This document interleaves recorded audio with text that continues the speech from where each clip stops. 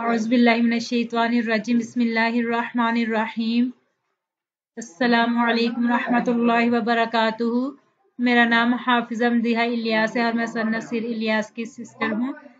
मैं आज की इस वीडियो में हम दहम क्लास की किताब इस्लामियात लाज़मी में जो अहम अहादीस हैं उसकी वीडियो तैयार करेंगे।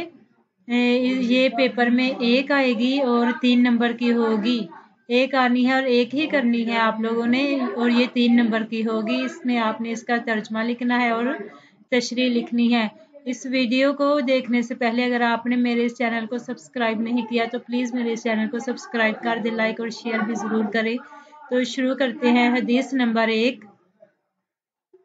मा मिन मुस्लिमिन यगरिसु गारकन औ यज़रउ ज़रअन फयअकुल मिन्हु तैरुन औ इंसानुन औ बहीमतुन इल्ला कान लहु बिही सदक़ा। तर्जुमा: कोई भी मुसलमान जो एक दरख्त का पौधा लगाए या खेती में बीज बोए, फिर इसमें से परिंदा या इंसान या जानवर भी जो खाते हैं वो इसकी तरफ से सदका है। तशरीह: एक दरख्त लगाने की अहमियत का अंदाज़ा इस हदीस शरीफ से लगाए जिसमें आप खातमुन्नबिय्यीन सल्लल्लाहु अलैहि वसहबिहि वसल्लम ने फरमाया, अगर कोई दरख्त लगा रहा हो और इस वक्त क़यामत आ जाए तो फिर भी वो दरख्त ज़रूर लगाए, या ये ना सोचे कि मैं तो मर जाऊंगा, ना मैं इसका फल खा सकूंगा और ना साए में बैठूंगा, बल्कि इससे दूसरे लोग फ़ायदा उठाएंगे। दरख्तों के बेशुमार फ़ायदे हैं। जंगली हयात का तहफ़्फ़ुज़ होता है। दरख्तों से हमें मज़ेदार फल फूल मिलते हैं। दरख्तों के पत्तों से बेशुमार दवाइयाँ बनती हैं। इनकी लकड़ी काम आती है। फर्नीचर बनता है। परिंदों के घोंसले बनते हैं। दरख्त लगाना एक सदका जारिया है। जब तक इसके साए में कोई बैठेगा, फल खाएगा, दुआएं देगा। जिन अरब ममालिक में दर्जा हरारत बहुत ज़्यादा था, अब उन्होंने कसरत से दरख्त लगाए हैं जिनसे इनका दर्जा हरारत कम हो गया है। हमें चाहिए कि हम अपने मुल्क में ज़्यादा से ज़्यादा दरख्त लगाएं और माहौल खुशगवार बनाएं। हदीस नंबर 2 है। अल मुस्लिमु अखुल मुस्लिमी ला यज़लिमुहु वला यख़ज़ुलुहु वला यहक़िरुहु। तर्जुमा: कोई भी मुसलमान जो एक दरख्त का पौधा लगाए या खेती में बीज बोए, फिर इसमें से परिंदा या इंसान या जानवर जो भी खाते हैं वो इसकी तरफ से सदका है।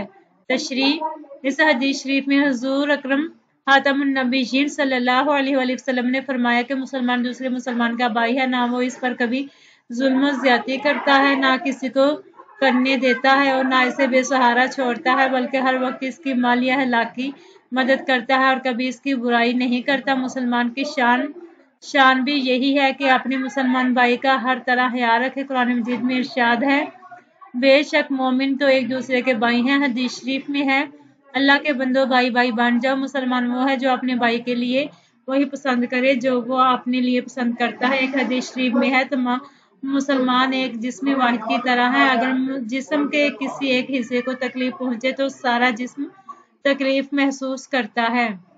हदीस नंबर 3 है।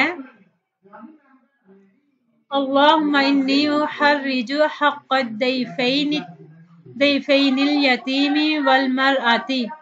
तर्जुमा: अल्लाह, मैं लोगों को तो कमजोरों, यतीम और औरतों के हक तलफी करना ताकीद के साथ हराम ठहराता हूँ।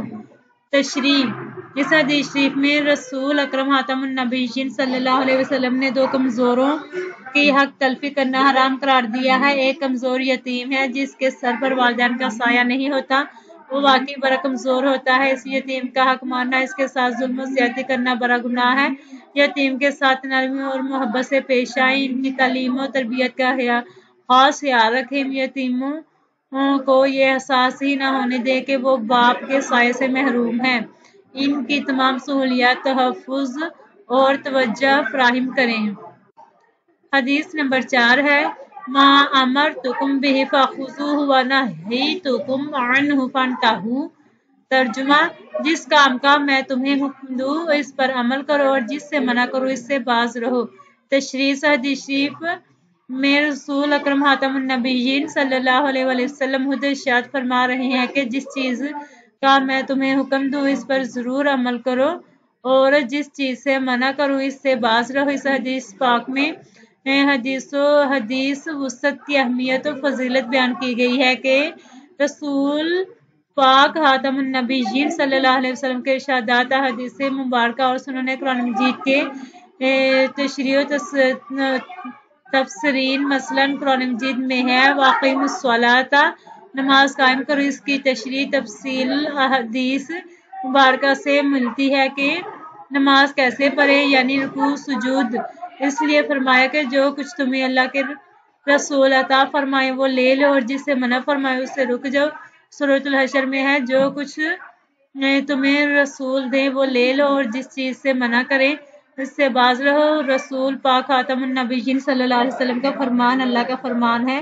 قرآن مجید میں ہے کہ جس نے رسول پاک خاتم النبیین صلی اللہ علیہ وسلم کے اطاعت کی اس نے اللہ کی اطاعت کی۔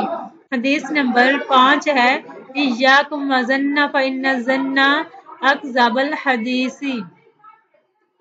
ترجمہ بدگمانی سے دور رہو کیونکہ بدگمانی سب سے جھوٹی ہے۔ تشریح حدیث شریف میں بدگمانی سے بچنے کا حکم دیا گیا ہے کیونکہ بدگمانی نفرت پھیلانے کا سبب بنتی ہے۔ سورۃ الحجرات میں ہے اے ایمان والو زیادہ گمان کرنے بدگمانی سے بچو کیونکہ بعض گمان اندازے گناہ ہوتے ہیں، بعد میں بدگمانی کرنے والے کو شرمندہ و نادم ہونا پڑتا ہے۔ ہمیں مسلمان بھائیوں سے اچھا گمان رکھو، ہمیشہ مسلمان بھائیوں سے اچھا گمان رکھو، ہر ایک کے عیب نہ تلاش کرتے رہو۔ بدگمانی سے گھروں کے گھر اور پورا معاشرہ تباہ و برباد ہو جاتا ہے۔ کسی مرد و عورت کے بارے میں غلط افواہ غلط باتیں نہ بیان کرو، دوسروں کے گناہ میں اسے ذلیل و رسوا نہ کرو، اس لیے فرمایا کہ بدگمانی سب سے جھوٹی بات ہے اور گمان کرنا اسم ہے، گناہ ہے اور یہ غیبت بھی کہلاتا ہے کہ آپ جھوٹی باتیں جھوٹے اندازے تخمینے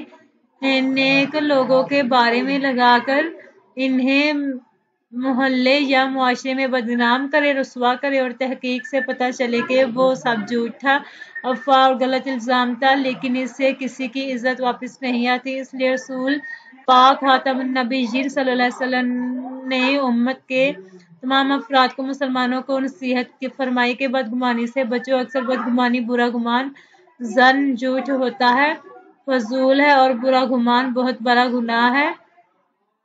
ہمیں چاہیے کہ ہم اپنے مسلمان بھائیوں سے نیک گمان رکھیں، بدگمانی نہ کریں، یہ بہت بڑا گناہ ہے۔ حدیث نمبر 6 ہے لعنت اللہ علی الراشی والمرتشی۔ ترجمہ رشوت دینے والے اور رشوت لینے والے پر اللہ کی لعنت ہے۔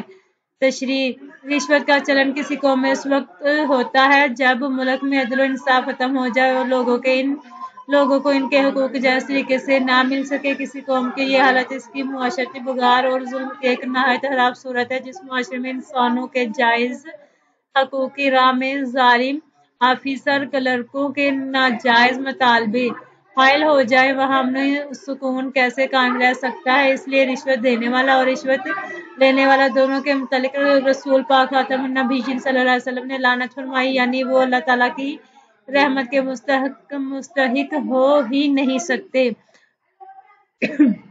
جو مجبور لوگوں کی مجبوری کا ناجائز فائدہ اٹھا کر رشوت لیتے ہیں وہ جہنم کی آگ کا ایندھن بنیں گے۔ حدیث نمبر 7 ہے ان اللہ یرفع بہذا الکتاب اقواما ویضع بہ آخرین۔ ترجمہ اللہ تعالیٰ اس کتاب قرآن مجید کے ذریعے سے بہت سے لوگوں کو اونچا کرتا ہے اور بہتوں کو اس کے ذریعے سے نیچے گراتا ہے۔ تشریح وہ معزز تھے زمانے میں مسلمان ہو کر تم خوار ہوئے تازی کے قرآن ہو کر۔ قرآن مجید بنی نوع انسان کے لیے رشد و ہدایت کا ذریعہ ہے، یہ علم حکمت کی عظیم ترین کتاب ہے۔ افراد اور قوموں کی اصلاح کے لیے اس میں رہنما اصول بنائے گئے ہیں۔ عرب قوم قرآن پر عمل پیرا ہونے کی وجہ سے دنیا کی امام بنی، وہ قوم انسانیت کے اعلیٰ ہلاک سے راستہ ہوئی، دنیا کو اسلام کا ابدی پیغام پہنچایا۔ اس حدیث شریف میں یہ واضح کیا گیا ہے کہ قرآن مجید پر عمل کے نتیجے میں اللہ تعالیٰ دنیا و آخرت میں عزت و سرفرازی اور بلند مقام عطا فرماتا ہے اور اس سے منہ پھیرنے والوں کو ذلیل و خوار اور تاہی گہرائیوں میں گرا دیتا ہے۔ طریق ہوا ہے کہ مسلمان جب تک قرآن مجید کی تعلیمات پر عمل پیرا رہے، قرآن کو سینے سے لگایا پوری دنیا میں ہمیشہ غالب و بلند رہے۔ جب انہوں نے اس کی طرف غفلت و لاپرواہی برتی تو عزت و سربلندی سے محروم ہو گئے۔ یہ بات رسول پاک خاتم النبیین صلی اللہ علیہ وسلم نے پہلے ہی ارشاد فرما دی تھی کہ اللہ تعالیٰ بہت سی قوموں کو اس قرآن مجید کی وجہ سے سربلندی و عظمت عطا فرمائے گا اور بہت سی قوموں کو اس سے غفلت منہ پھیرنے کی وجہ سے گرا دے گا، ذلیل و خوار کر دے گا۔ اس لیے ہمیں چاہیے کہ ہم قرآن مجید کی زیادہ سے زیادہ تلاوت کریں، اس کو اچھی طرح سمجھیں اور اس کی تعلیمات پر دل و جان سے عمل کرنے کی کوشش کریں۔ تو یہ آج کی ہماری ویڈیو مکمل ہوئی۔ تو آپ نے ان احادیث کو اچھے طریقے سے یاد کر لینا ہے۔ ان میں سے ایک حدیث آئے گی اور آپ نے ایک ہی کرنی ہوگی، تو اس کو آپ یاد کر لیجئے۔ انشاءاللہ تعالی انہی میں سے کوئی ایک پیپر میں آ جائے گی۔